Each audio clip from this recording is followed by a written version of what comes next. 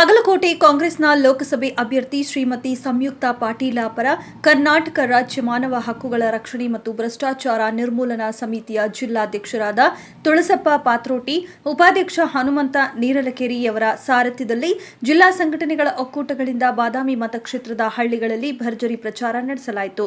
ಇನ್ನು ಲೋಕಸಭಾ ಚುನಾವಣೆಯ ಕಾವು ದಿನದಿಂದ ದಿನಕ್ಕೆ ಏರುತ್ತಿದ್ದು, ಬಾಗಲಕೋಟೆ ಕಾಂಗ್ರೆಸ್ನ ಲೋಕಸಭೆ ಅಭ್ಯರ್ಥಿ ಶ್ರೀಮತಿ ಸಂಯುಕ್ತಾ ಪಾಟೀಲ ಪರ ಸತ್ಯಶೋಧಕ ಸಂಘಟನೆ ಹಾಗೂ ತಾಲೂಕಾ ಸಂಘಟನೆಗಳ ಒಕ್ಕೂಟಗಳ ಸಂಪೂರ್ಣ ಬೆಂಬಲ ಸೂಚಿಸಿ ಭರ್ಜರಿ ಪ್ರಚಾರದಲ್ಲಿ ತೊಡಗಿಕೊಂಡಿವೆ.